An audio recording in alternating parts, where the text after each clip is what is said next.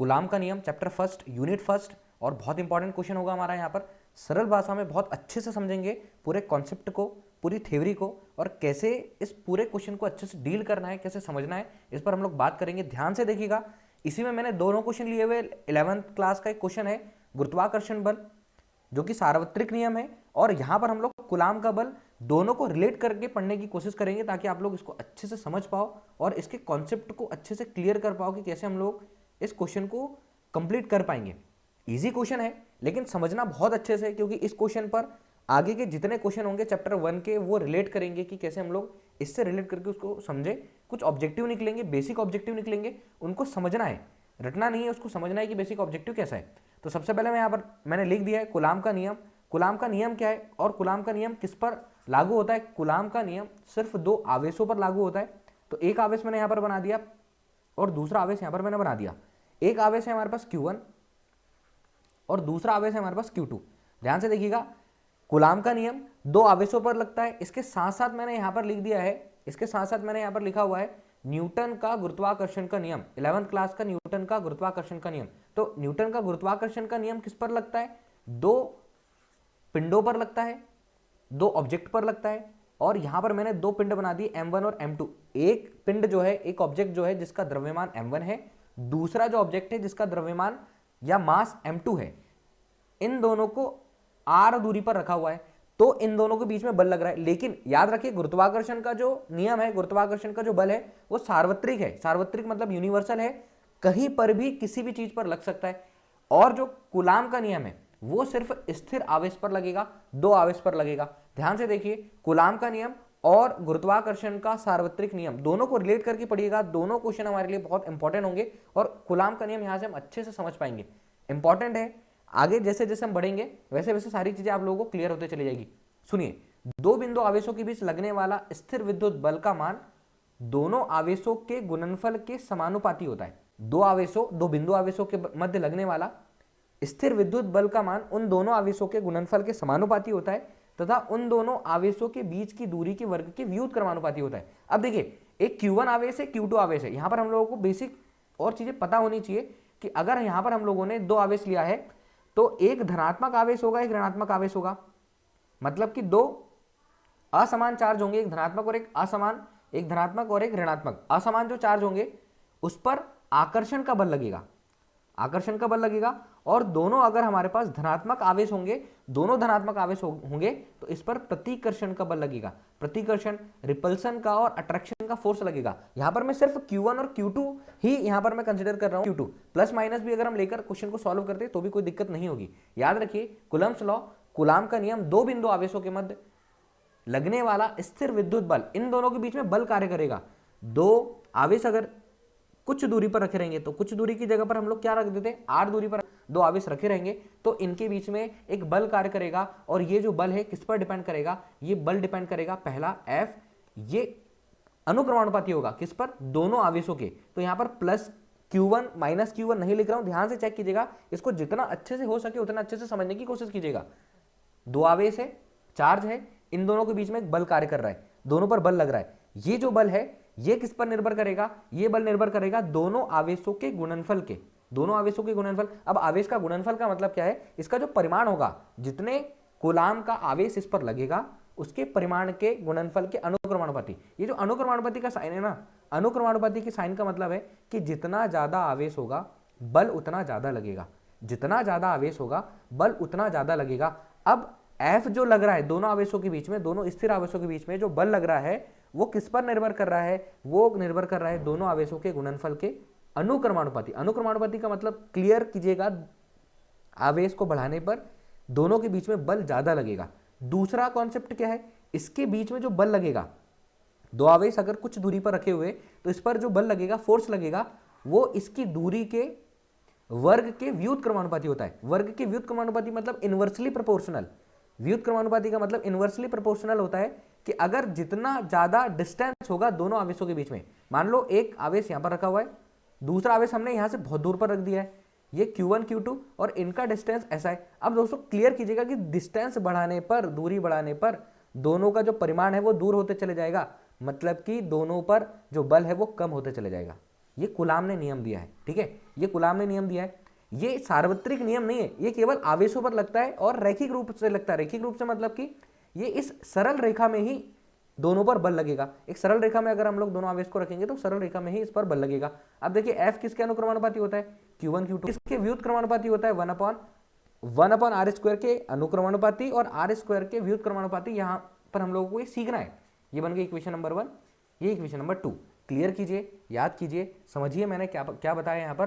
Coulomb का नियम, दो बिंदु आवेशों के बीच लगने वाला स्थिर विद्युत बल, उसका मान दोनों आवेशों के गुणनफल के समानुपाती होता है तथा उन आवेशों के बीच की दूरी के वर्ग के व्युत्क्रमानुपाती होता है। मतलब कि दूरी बढ़ाने पर दोनों के बीच में बल जो है कम होगा और दूरी कम करने पर दोनों के बीच में बल ज्यादा लगेगा, दोनों आवेशों के बीच में बल ज्यादा लगेगा। सेम कंडीशन किसकी है, यहां पर मैंने न्यूटन का गुरुत्वाकर्षण का नियम लिखा हुआ है जो कि सार्वत्रिक है। कहीं पर भी दो पिंड होंगे, उनके द्रव्यमान जो भी होंगे, तो दोनों द्रव्यमान जितनी दूरी पर रखे होंगे, दोनों द्रव्यमान के पिंड जितनी दूरी पर रखेंगे उनके बीच में बल लगेगा ही लगेगा डेफिनेटली। तो इन दोनों के बीच में जो बल लगता है वो अनुक्रमानुपाती होता है m1 m2 के। m1 m2 दोनों के बीच का द्रव्यमान, और F जो है वो अनुक्रमानुपाती होगा 1/r², और व्युत्क्रमानुपाती होगा r²। कंफ्यूज नहीं होना, इनवर्सली प्रोपोर्शनल में और प्रोपोर्शनल में। अब दोस्तों ये जो कूलाम का नियम था वो भी हमने ऐसे ही सॉल्व किया है। दोनों इक्वेशन को हम लोग, इक्वेशन नंबर 1 इक्वेशन नंबर 2 दोनों को मिला देते। अब देखिए द्रव्यमान रखे, दोनों पिंडों को बढ़ाते जाइए उनके बीच की दूरी, तो दोनों पर कम बल लगेगा।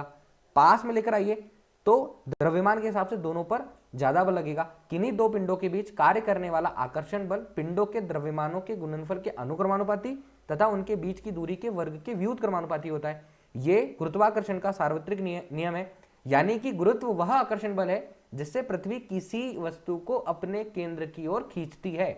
गुरुत्वाकर्षण का बल और कूलाम का नियम दोनों की दोनों ही सेम है। अब देखिए पहले मैं इसको थोड़ा सा कंप्लीट कर देता हूं। रिलेट कर रहे होंगे आप लोग, दोनों से मिलाकर रिलेट कीजिएगा, सारी चीजें समझ में आ जाएगी। समीकरण 1 व समीकरण 2 से, समीकरण 1 व समीकरण 2 से दोनों को मिला देते हैं। F अनुक्रमानुपाती Q1 Q2 upon r², Q1 Q2 upon r²। और देखिए जब भी हम लोगों को पता है फिजिक्स में जब भी ये अनुक्रमानुपाती का साइन हटता है तो एक कांस्टेंट वैल्यू लगती है। यहां पर लग जाएगा F बराबर, इसके लिए constant K Q1 Q2 upon r², इसके लिए constant K Q1 Q2 upon r²। और K जो है, K है नियतांक, K एक नियतांक है, याद रखिए K एक नियतांक है, और जिसका मान दोनों आवेशों के बीच के माध्यम पर और मापन की पद्धति पर निर्भर करता है। तो मापन की पद्धति मतलब कि इकाई जो मात्रक होता है, और माध्यम पर, दोनों पर हम लोग अच्छे से डिस्कशन करेंगे। यही इस पूरे के पूरे डेरिवेशन का इंपॉर्टेंट कॉन्सेप्ट होगा कि मापन की पद्धति का मतलब कैसे होता है, और सीजीएस में एसआई सिस्टम में क्या होगा, और जो माध्यम रखा होगा वो कैसा होगा। इसके साथ साथ हम लोग इसको भी कंप्लीट कर देते हैं ताकि हम लोग यहां से इसको रिलेट कर पाए दोनों इक्वेशन को। ये गुरुत्वाकर्षण का, सार्वत्रिक गुरुत्वाकर्षण का नियम समीकरण 1 व समीकरण 2 को हम लोग मिला देते हैं, तो F अनुक्रमानुपाती m1 m2 अपॉन ये हो जाएगा r²। दोस्तों यहां पर भी अनुक्रमानुपाती का साइन हटेगा, तो यहां पर जब अनुक्रमानुपाती का साइन हटेगा तो यहां पर क्या लगेगा, equal G m1 m2 bye r², जो कि एक गुरुत्वाकर्षण नियतांक है। F बराबर इतना। तो दोनों को आप लोगों ने अच्छे से रिलेट किया होगा। ये देखिए समझिएगा, 11th क्लास का है, इसको मैंने इसी में डाल दिया ताकि आप इसको अच्छे से समझ पाए। वापस आते कूलाम के नियम पर। अब ये जो K है एक नियतांक है, F का मान हमारे पास आ गया। आप लोगों को ये याद रखना है, F equal K Q1 Q2 अपन r², F equal K Q1 Q2 अपन r², और K जो है एक नियतांक है। अब हम इस K की ही बात करेंगे। ऑब्जेक्टिव यहाँ से बनाइएगा, इसको समझिएगा कि कॉन्सेप्ट यहाँ से हम लोग कैसे डील करते हैं, कैसे अच्छे से इससे कनेक्ट कर पाते हैं। K की बात करते हैं, K की निर्भरता, K की निर्भरता, K की निर्भरता, K किस पर डिपेंड करेगा, पहला इकाई पर। इकाई का मतलब मात्रक। दो प्रकार के मात्रक होते हैं, एक होता है एसआई मात्रक, दूसरा होता है सीजीएस मात्रक। दोनों मात्रक पर निर्भर करेगा। दूसरा ये किस पर निर्भर करेगा, के निर्भर करेगा माध्यम पर, कि आपने दोनों आवेशों को किस माध्यम पे रखा हुआ है। तो पहले हम डिस्कस करेंगे इसके मात्रक से, और यहां से इसके मात्रक को निकालेंगे। कंप्लीट कीजिएगा, समझिएगा, और ऑब्जेक्टिव जितने अच्छे से हो सके यहां से आप लोग ऑब्जेक्टिव बनाने की कोशिश कीजिएगा। सबसे पहले के का मात्रक, K का मात्रक, और K का कैसा मात्रक निकालेंगे हम लोग, SI मात्रक निकालेंगे। K इज इक्वल्स टू होता है 1/4 pi epsilon naught. K is equals to होता है 1/4 पाई एप्सिलॉन नॉट। ये एप्सिलॉन नॉट इसको लिखिएगा एप्सिलॉन नॉट। ठीक है, अब एप्सिलॉन नॉट क्या है? एप्सिलॉन नॉट क्या है? यह है निर्वात की विद्युतशीलता। एप्सिलॉन नॉट निर्वात की विद्युतशीलता, विद्युतशीलता, विद्युतशीलता, निर्वात की विद्युतशीलता। मतलब कि निर्वात क्या होता है? जहां पर वैक्यूम, ठीक है, और एक होता है एयर, एयर एयर मतलब हवा। ये दोनों चीजों को अच्छे से याद रखिएगा। एप्सिलॉन नॉट निर्वात की विद्युतशीलता है, एप्सिलॉन नॉट निर्वात की विद्युतशीलता है। के इज इक्वल्स टू आ गया हमारे पास 1/4 पाई एप्सिलॉन नॉट। ये आप लोग अच्छे से कंप्लीट कीजिएगा। यहां से हम लोग के की वैल्यू निकालेंगे, और ये जो एप्सिलॉन नॉट है इसकी वैल्यू होती है, एप्सिलॉन नॉट जो है इसकी वैल्यू होती है 8.85 इंटू 10⁻⁻12। दोस्तों ऑब्जेक्टिव का एक इंपॉर्टेंट क्वेश्चन मिलेगा यहां से। एप्सिलॉन नॉट की वैल्यू, एप्सिलॉन नॉट की वैल्यू 8.854 इंटू 10⁻⁻12। 854 लिख सकते हो या 85 लिख सकते हो।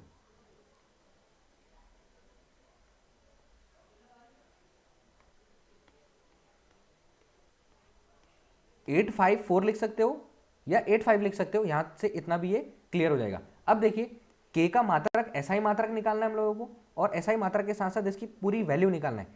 के इज इक्वल्स टू, समझिएगा, ये हो जाएगा हमारे पास 1/4 pi epsilon naught is equals to 1/4 के प्लेस पर हम लोग लिख देंगे 4 इंटू पाई के प्लेस पर पाई की वैल्यू होती है 3.14 इंटू एप्सिलॉन नॉट की वैल्यू मैंने अभी अभी आप लोगों को याद कराई। जितनी ज्यादा बार चीजों को बोल बोलकर आप लोग याद करोगे, समझोगे, उतने अच्छे से आप लोग क्वेश्चन को डील कर पाओगे, समझ पाओगे।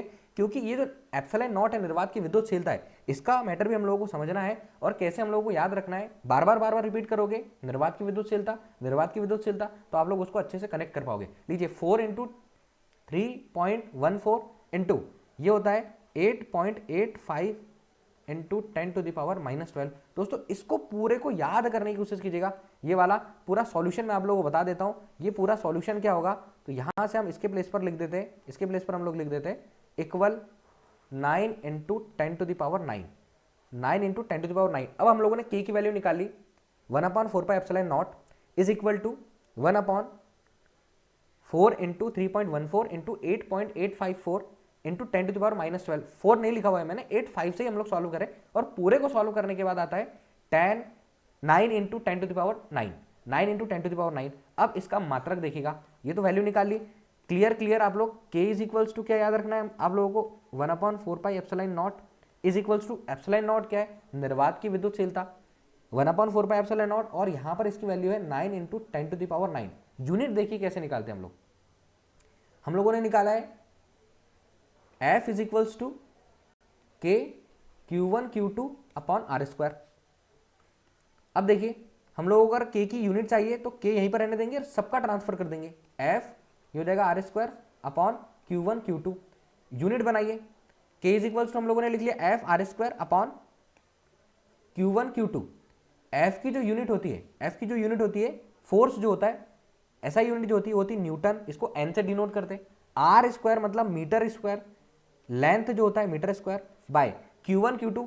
Q जो है वो आवेश है, आवेश का मात्रक होता है कुलाम, तो 2 कुलाम लिखे हुए हैं यहां पर हम लिख देंगे सी स्क्वायर। 2 कुलाम का मीनिंग Q1 Q2, तो ये हो जाएगा सी स्क्वायर। मतलब के की जो यूनिट होगी वो हो जाएगी एन न्यूटन मीटर स्क्वायर पर कुलाम स्क्वायर। इतना आप लोगों को अच्छे से याद रखना है। एप्सिलॉन नॉट की वैल्यू मैंने आप लोगों को बता दी, एप्सिलॉन नॉट की वैल्यू 8.854 इंटू 10⁻12। यहाँ पर मैंने 4 भी लिख दिया। अब देखिए दोस्तों, एप्सिलॉन नॉट की यूनिट भी हमको पता होना चाहिए, एप्सिलॉन नॉट की यूनिट पता होना चाहिए। एप्सिलॉन नॉट की यूनिट क्या होती है, एप्सिलॉन नॉट की यूनिट जो के है ना, उसकी यूनिट की अपोजिट होती है। अपोजिट का मतलब न्यूमरेटर के प्लेस पर डिनोमिनेटर, डिनोमिनेटर के प्लेस पर न्यूमरेटर, अंश की जगह पर हर और हर की जगह पर अंश। ये किसकी वैल्यू होती है, किसकी यूनिट होती है, एप्सिलॉन नॉट की। मैं यहाँ पर इसको पूरा अच्छे से लिख देता हूँ और यहाँ से समझिए के इज इक्वल्स टू हम लोगों ने निकाला 1/4 पाई एप्सिलॉन नॉट। अब जब हम लोगों को एप्सिलॉन नॉट की यूनिट चाहिए होगी, एप्सिलॉन नॉट की यूनिट चाहिए होगी, तो हम लोग क्या करेंगे, आप लोग याद रख लीजिए कि उसका उल्टा होता है। अब उल्टा होता है, कैसे उल्टा होता है, यहाँ से देखिए, ये एप्सिलॉन नॉट को इधर ट्रांसफर कर दीजिए तो एप्सिलॉन नॉट इधर आ जाएगा, और के को वापस ला लीजिए तो 1/4 पाई के ट्रांसफर कर दिया, इसको इधर पहुंचा दिया ट्रांसफर करके, पक्षांतरण करके, और उसको इधर लेकर आ गए। के की यूनिट हम लोग निकाल चुके हैं, 4 पाई की कोई यूनिट नहीं होती है, तो मैं यहाँ पर 4 पाई को यहाँ से मिटा देता हूँ। अब एप्सिलॉन नॉट की यूनिट चाहिए इज इक्वल्स टू 1/के की यूनिट अभी अभी हम लोगों ने ये निकाली है। के की यूनिट क्या निकाली है, N newton metre square by coulomb square, तो यहाँ पर क्या हो जाएगा newton metre square by coulomb square. अब देखिए एप्सिलॉन नॉट के प्लेस पर हम लोग क्या करने वाले, इस सी स्क्वायर को ऊपर ट्रांसफर कर देंगे, तो ये हो जाएगा C square by N M square metre square. इसको हम लोग डायरेक्ट कैसे लिख सकते हैं, डायरेक्ट कैसे लिखेंगे, ध्यान से देखिएगा, epsilon naught is equals to C square N की पावर -1 और यहां पर एम की पावर -2। नीचे से जब कोई चीज ऊपर जाएगी तो ऊपर नेगेटिव हो जाएगी, तो एप्सिलॉन नॉट निर्वात की विद्युतशीलता सी स्क्वायर एन की पावर -1 और एम की पावर -2। दोस्तों ये हम लोगों ने निकाला है, ये हम लोगों ने निकाला है एसआई मात्रक, एसआई सिस्टम में इसकी वैल्यू निकालिए, एसआई सिस्टम में इसकी वैल्यू निकालिए। ध्यान से इसको पूरा अच्छे से कंप्लीट कर लीजिए। सीजीएस सिस्टम में इसकी वैल्यू क्या होती है, इसका मात्रक क्या होता है, ये हम लोगों को याद रखना है। तो अभी अभी हम लोगों ने जो पूरी वैल्यू निकाली है उस पर ध्यान दीजिए। पूरी वैल्यू क्या निकाली हम लोगों ने, यहां से स्टार्ट किया हम लोगों ने, ये कूलाम का नियम, F अनुक्रमानुपाती Q1 Q2, F अनुक्रमानुपाती Q1 Q2, F अनुक्रमानुपाती Q1 Q2 के बाद में ये हम लोगों ने दोनों को मिला दिया, Q1 Q2 अपन R²।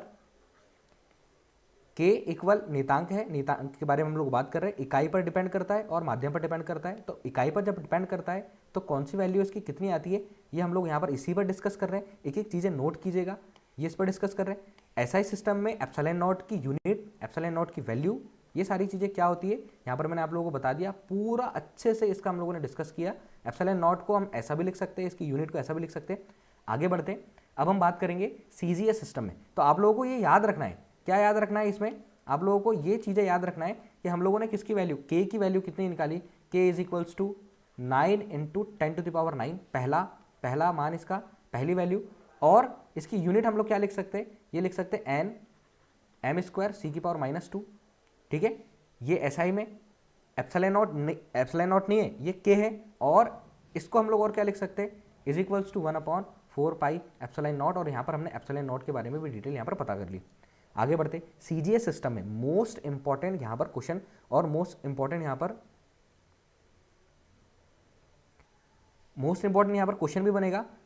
मल्टीप्लाई में लिखेंगे, एक कमेंट आ रहा है मल्टीप्लाई में लिखेंगे, तो यहाँ पर हम लोग इसको लिख सकते हैं, मल्टीप्लाई में एप्सिलॉन नॉट को ऐसा भी लिख सकते हैं और एप्सिलॉन नॉट को ये सी स्क्वायर पर न्यूटन मीटर स्क्वायर ऐसा भी लिख सकते हैं, ऐसा भी लिख सकते हैं, न्यूटन इंटू मीटर स्क्वायर, यहाँ से ऐसा भी क्लियर हो सकता है। चलिए आगे बढ़ते हैं दोस्तों यहाँ से, और हम लोग इसके सीजीएस सिस्टम की बात करते हैं। सीजीएस सिस्टम की बात करते हैं। गुरुत्वाकर्षण का बल आप लोगों को समझ में आ गया, ये आपका रिवाइज भी हो गया है, इसको समझिएगा, दोनों को कनेक्ट करके पढ़ने की कोशिश कीजिएगा तो समझ में और अच्छे से बेटर तरीके से आ जाएगा। अब हम लोग बात करते हैं सीजीएस सिस्टम में। सीजीएस मात्रक किसकी बात हो रही है, के की बात हो रही है, तो इसका सीजीएस मात्रक क्या होता है। सीजीएस मात्रक की बात करेंगे तो हम लोग लिखेंगे के is equals to 9 × 10⁻⁹ newton metre square C की पावर -2। अब देखिए दोस्तों, कुछ वैल्यूज मैं आप लोगों को बता रहा हूं, याद रखिएगा।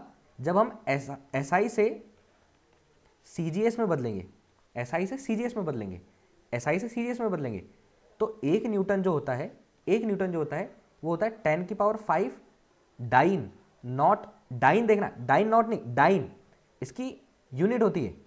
न्यूटन का जो मात्रक होता है वो डाइन होता है, डायन नहीं डाइन, समझिएगा, इसको रिलेट कीजिएगा। 1 न्यूटन, 1 न्यूटन बराबर 10⁵ डाइन। मीटर किस में जाएगा, मीटर आ जाएगा सेंटीमीटर में, तो 1 मीटर बराबर 100 सेंटीमीटर होता है, 1 मीटर बराबर 100 सेंटीमीटर होता है, क्योंकि हम के को सीजीएस सिस्टम में निकालने की कोशिश करें, सीजीएस सिस्टम में। और यहाँ पर देखिए 1 कूलाम, तो 1 कूलाम होता है stat coulomb, 3 × 10⁹ stat coulomb, stat coulomb, stat coulomb. Value याद रखिएगा, 3 ऑब्जेक्टिव तो मैंने आप लोगों को यहाँ से भी बता दिए, इन ऑब्जेक्टिव पर भी, और जब हम इसको सीजीएस सिस्टम में बना रहे तो भी आप लोग याद रखिएगा, सीजीएस सिस्टम से एसआई सिस्टम, एसआई सिस्टम से सीजीएस सिस्टम, एसआई सिस्टम से सीजीएस सिस्टम में जब हम लोग वैल्यू लेकर जाते हैं तो 1 न्यूटन बराबर होता है 10⁵ डाइन, 1 मीटर बराबर 100 सेंटीमीटर, 1 कूलाम बराबर 3 × 10⁹ स्टेट कूलाम। ऑब्जेक्टिव का इंपॉर्टेंट क्वेश्चन भी यहाँ से बनेगा। अब देखिए कैसे वैल्यू पुट करना है, कैसे वैल्यू पुट करना है। के इज इक्वल्स टू कितना था हमारे पास, ऊपर की सारी वैल्यू आप लोगों को याद होना चाहिए। 1 न्यूटन बराबर 10⁵ डाइन, 1 मीटर बराबर 100 सेंटीमीटर, 1 कूलाम बराबर 3 × 10⁹ स्टेट कूलाम। अब देखिए के इज इक्वल्स टू कितना है हमारे पास, के इज इक्वल्स टू है 9 × 10⁹, यूनिट भी लिख रहा हूं मैं यहाँ पर, newton metre square, newton metre square, और यहाँ पर बटे लिख देता हूँ सी स्क्वायर, सी स्क्वायर। अब देखिए वैल्यू ये तो अपनी जगह पर हो जाएगा, 9 इंटू 10⁻9 इंटू न्यूटन, एक न्यूटन क्या होता है 10⁵ डाइन, 10⁵, और मैं यहाँ साइड में लिख दे रहा हूँ डाइन। यहाँ से मीटर स्क्वायर, 1 मीटर बराबर 100 सेंटीमीटर, तो यहाँ पर मीटर का स्क्वायर है, तो 1 मीटर की जगह पर मैं कितना लिख दे रहा हूँ यहाँ पर 100 सेंटीमीटर, और 100 सेंटीमीटर इसमें भी 100 का स्क्वायर हो जाएगा, और मीटर का जो सेंटीमीटर यहाँ मैंने 100 लिख दिया, और सेंटीमीटर को मैं यहाँ पर लिख दे रहा हूँ सेंटीमीटर का स्क्वायर, बटे कुलाम स्क्वायर। तो कुलाम स्क्वायर है, सी की जगह पर 1 कुलाम बराबर 3 गुणित 10⁹ स्टेट कुलाम, तो सी की जगह पर मैं लिख रहा हूँ 3 गुणित 10⁹, इसमें स्क्वायर लगा हुआ है तो इस पूरे का स्क्वायर, और जो स्टेट कुलाम है, स्टेट कुलाम उसको यहाँ पर लिख दे रहा हूँ, ये ऐसा स्टेट सी होल स्क्वायर।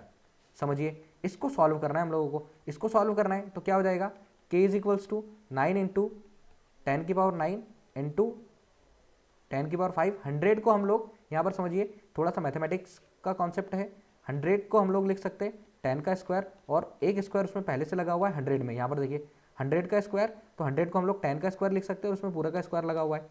क्या करेंगे यहाँ से, ये इसको हम लोग लिख सकते हैं 10⁴, 10⁴ लिख सकते हैं।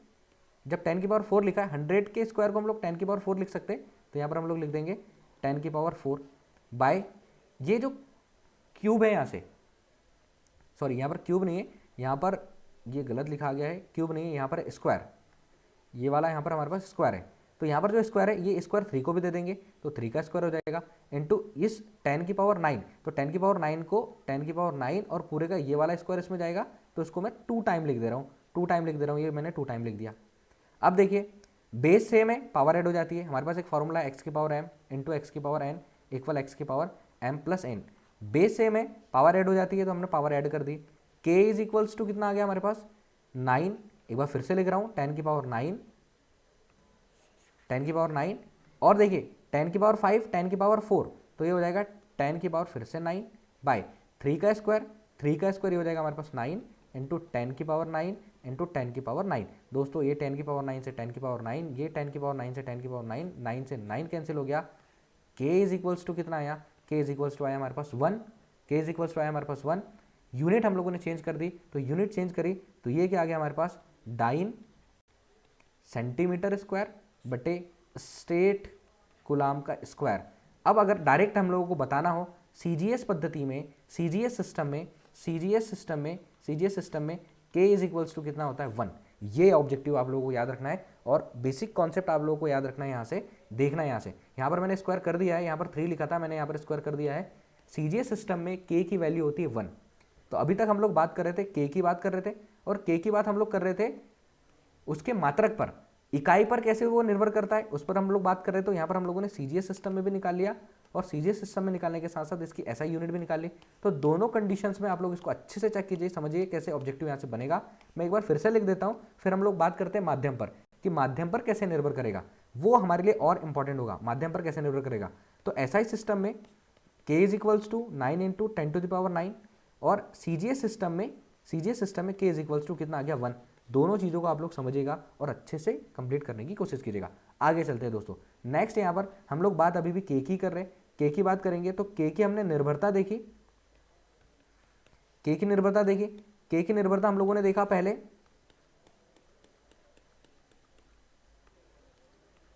k की बात कर रहे हैं, और k की निर्भरता ये हम लोगों ने इसकी इकाई पर देखी। अब हम लोग माध्यम की बात करते हैं। माध्यम, इसका मतलब माध्यम को समझिएगा कि अगर हम लोग दोनों आवेशों को वायु में रखकर निर्वात में रखकर उसके बीच फोर्स मेजरमेंट करते, फोर्स कितना लग रहा है ये निकाल रहे, तो माध्यम अभी दोनों के बीच में वायु या निर्वात है, या दोनों आवेशों को अगर हम मिट्टी के तेल में रख दे, पानी में रख दे, तो वहां पर हम लोगों को माध्यम पता चलेगा कि वो आवेशों को हम लोगों ने रखा कहां पर है। क्लियर, यहां तक आप लोगों ने अच्छे से कंप्लीट कर लिया। अब देखिए जब हम माध्यम की बात करते तो पहले इसको लिख लीजिए, F इज इक्वल्स टू कितना निकाला हम लोगों ने, Q1 Q2 upon R square निकाला हम लोगों ने। अब निर्वात या हवा की बात करेंगे, निर्वात और हवा दोनों में सेम होता है, निर्वात या हवा वायु, ठीक है। अब निर्वात या वायु, इसके लिए k कितना हो जाएगा, k हो जाएगा k is equals to 1/4 pi epsilon naught. ये जो एप्सिलॉन नॉट है ये है निर्वात की विद्युतशीलता, निर्वात की विद्युतशीलता, निर्वात की विद्युतशीलता। क्लियर। अब देखिए इसमें हम लोग क्या करने वाले, इसमें हम लोग फोर्स जो लगेगा उसको क्या लिखेंगे, F, यहाँ पर मैं लिख रहा हूँ एयर, एयर मतलब वायु, इक्वल K, K के प्लेस पर हम लोग क्या कर दे, K के प्लेस पर हम लोग पूरा लिख देते 1/4 pi epsilon naught, 1/4 pi epsilon naught, ये हो जाएगा epsilon naught into Q1 Q2 upon R square. ये तो हो गया एयर की बात हो गई, क्योंकि हम लोग K की दोनों तरफ से वैल्यू निकाल चुके, ये हो गई हमारे एयर की बात। अब देखिए F की बात करते दूसरे तरीके से, माध्यम में K की वैल्यू क्या होगी, माध्यम में K की वैल्यू क्या होगी, तो माध्यम में K की वैल्यू के लिए हम लोग क्या करते, K is equals to 1/4 pi epsilon naught, epsilon naught तो निर्वात की विद्युतशीलता है, इसकी जगह पर हम लोग रख दे M, M मतलब होता है माध्यम, और एप्सिलॉन नॉट जो होगी ये होगी माध्यम की विद्युतशीलता, माध्यम की विद्युतशीलता। बार बार रिपीट कीजिए, इसलिए मैं बार बार अच्छे से लिख दे रहा हूं ताकि आप लोगों को यहां से पढ़ने में समझने में कोई दिक्कत नहीं हो। अब जब हम यहां पर F की बात करेंगे, फोर्स की बात करेंगे, फोर्स कब, माध्यम में जब दोनों आवेश रखे होंगे तब हम फोर्स की बात करेंगे, तो ये किसके इक्वल होगा 1/4 pi epsilon M into Q1 Q2 upon R square. ये दोनों एक मैंने यहां पर लिख दिया, यहां पर लिख दिया। देखिए दोस्तों दोनों के लिए हम लोग क्या करेंगे, दोनों को एक दूसरे से डिवाइड कर देंगे। अब जब दोनों को एक दूसरे से डिवाइड करेंगे तो यहाँ पर क्या कंडीशन बनेगी और कैसे हम लोग यहाँ से इसको आगे से अच्छे से समझ पाए वो भी आप लोग अच्छे से क्लियर कीजिएगा। दोनों को हम लोग एक दूसरे से डिवाइड कर देते, जब दोनों को डिवाइड किया तो ये आ गया हमारे पास F air by F M equal, देखिए F एयर के प्लेस पर हम लोग क्या लिखेंगे 1/4 pi epsilon naught, 1/4 pi epsilon naught Q1 Q2 upon R square बटे, दोनों की तुलना करी F एयर और F M, एयर मतलब वायु, M मतलब, M का मतलब होता है माध्यम, ये जो माध्यम है ना माध्यम, जब हम लोगों ने दोनों आवेशों को, M का मतलब होता है माध्यम, जब हम लोगों ने दोनों आवेशों को वायु या निर्वात में रखा और तब हम लोगों ने K की वैल्यू चेंज करी, क्योंकि हम K की बात कर रहे हैं, K किस पर निर्भर करता है, K निर्भर करता है माध्यम पर, मतलब कि दोनों आवेशों को आप लोगों ने कहा किस माध्यम पर रखकर दोनों के बीच में फोर्स निकाल रहे हो, तो माध्यम का मतलब दोनों को या तो आप वायु में रखकर दोनों पर एक्सपेरिमेंट कर लो, या उसको मिट्टी के तेल में, मैंने एक ऑप्शन दे दिया मिट्टी के तेल में रख दो और वहां से आप लोग उस पर एक्सपेरिमेंट कर लो। तो M मतलब माध्यम के लिए हम लोगों ने M लिखा हुआ है, ठीक है, माध्यम के लिए हम लोगों ने क्या निकाला है, वहां पर M निकाल लिया। अब दोनों को डिवाइड कर दिया, ये आ जाएगा हमारे पास 1/4 pi epsilon M Q1 Q2 upon R square, ये पूरा कैंसिल हो गया, ये हो जाएगा F air by F M equal क्या बचेगा 1/4 pi epsilon naught upon 1/4 pi epsilon M। देखिए इसको ट्रांसफर कर दीजिए, इसको जब ट्रांसफर करेंगे तो क्या बच जाएगा हमारे पास F एयर बटे F M इक्वल, ये ऊपर चले जाएगा 4 पाई एप्सिलॉन M बटे 4 पाई एप्सिलॉन नॉट। देखिए दोस्तों यहाँ से क्या कैंसिल हो जाएगा, 4 पाई से 4 पाई कैंसिल हो जाएगा, अब 4 पाई से 4 पाई कैंसिल हो जाएगा, F एयर बटे F M बराबर क्या आ गया हमारे पास एप्सिलॉन M बटे एप्सिलॉन नॉट। इतना कंप्लीट कीजिए, इतना समझिए कि जब दोनों आवेश हम लोगों ने एयर में रखे हैं, वायु में रखे हैं या निर्वात में रखे हैं, और जब हमने दोनों आवेशों को माध्यम में रखा है तो दोनों पर लगने वाले बल का अनुपात इसमें किसके बराबर होगा, माध्यम की विद्युतशीलता, माध्यम की विद्युतशीलता बटे निर्वात की विद्युतशीलता के अनुपात के बराबर होगा। अब हम इसको और चेंज कर देते हैं, और चेंज करने का sense F air by F M, ठीक है, दोनों के बलों की तुलना कर ली हम लोगों ने, दोनों पर लगने वाले बलों की तुलना कर ली, इक्वल इसको एक नया नाम दे देते, इसको हम नाम दे देते ER। ER मतलब ये हो गया आपेक्षिक विद्युतशीलता, और डायरेक्ट आप लोग याद रखोगे माध्यम में विद्युतशीलता बटे निर्वात में विद्युतशीलता, दोनों के अनुपात को आपेक्षिक विद्युतशीलता बोलते हैं, दोनों के अनुपात को आपेक्षिक विद्युतशीलता बोलते हैं, तो ये हो जाएगा आपेक्षिक विद्युतशीलता। इस विद्युतशीलता को समझने के लिए ध्यान से सुनिए मैं क्या बता रहा हूं, विद्युतशीलता को समझने के लिए, जैसे कि हम लोग रनिंग करते हैं ग्राउंड पर, नॉर्मल जगह पर रनिंग करते हैं, और फिर थोड़ा आगे जाके हम लोग देखते हैं, थोड़ा आगे जाके रेत अगर रखी होगी तो रेत पर जब हम लोग रनिंग करने जाते हैं, दौड़ते हैं रेत पर, तो जो प्लेन जगह है और जो रेत वाली जगह है वहाँ पर हमारी स्पीड रेत वाली जगह पर थोड़ी स्पीड कम हो जाती है, मतलब माध्यम चेंज हो गया। अब जब माध्यम चेंज हो गया तो उसकी विद्युतशीलता के लिए हम लोग क्या करेंगे, वहाँ पर हम लोगों ने किसकी वैल्यू रखी है, ई आर की वैल्यू रखी है। अब दोस्तों एक और कॉन्सेप्ट समझिए, F upon F A R, F air बटे एफ एम, इसकी जगह पर हम लोग रख सकते हैं एप्सिलॉन आर इक्वल, इसकी जगह पर हम लोग रख सकते हैं एप्सिलॉन एम बटे एप्सिलॉन नॉट, कैसे भी यहाँ पर कोई दिक्कत नहीं है। और इसको जब हम लोग ट्रांसफर करेंगे तो एप्सिलॉन नॉट इधर आ जाएगा, epsilon R epsilon M equal ये आ जाएगा, sorry epsilon R epsilon naught is equals to epsilon R. तो आप लोग उसमें के की जगह पर वैल्यू पुट करके इसको भी यहाँ से अच्छे से समझ सकते हैं। एप्सिलॉन एम माध्यम की विद्युतशीलता है, एप्सिलॉन नॉट निर्वात की विद्युतशीलता है, और एप्सिलॉन आर आपेक्षिक विद्युतशीलता है। ठीक है, ये मैंने यहाँ तक कंप्लीट कर दिया। इसकी जो वैल्यू होगी, इसके जो मान होंगे, इसके जो मान होंगे ये कैसे होंगे, ये भी आप लोग याद रखिए। ऑब्जेक्टिव का मोस्ट इंपॉर्टेंट क्वेश्चन बनेगा, यहाँ से ऑब्जेक्टिव का क्वेश्चन बनेगा कि एप्सिलॉन आर की जो वैल्यू होती है इसका मान हमेशा 1 से बड़ा और 1 के बराबर होता है। लीजिए एक ऑब्जेक्टिव का क्वेश्चन बने यहाँ से, एप्सिलॉन आर की जो वैल्यू होती है वो 1 से बड़ी होती है और 1 के बराबर होती है। दूसरा, एप्सिलॉन आर बराबर 1 होता है कब, माध्यम जब वायु हो, माध्यम कैसा हो, वायु हो। एम की बात मैंने आपको फिर से बताई, एम माध्यम के लिए लिखा हुआ है हम लोगों ने, माध्यम के लिए लिखा हुआ है हम लोगों ने एम, जब हम के का मान माध्यम, क्योंकि के किस पर निर्भर करेगा, हम लोगों ने एक कांस्टेंट तो निकाला है, एक जो नियतांक है वो तो निकाला है 1/4πε0, जैसे कि हम लोगों ने एफ अनुक्रमानुपाती Q1 Q2 लिखा है, एफ अनुक्रमानुपाती 1/r² लिखा हुआ है। तो अनुक्रमानुपाती के साइन को जब हटाया है, अनुक्रमानुपाती के साइन को जब हटाया है तो हम लोगों ने वहाँ पर एक कांस्टेंट लिखा हुआ है, ये यहाँ पर, वेरी गुड, ये जो आएगा यहाँ पर आएगा m, यहाँ पर आएगा m।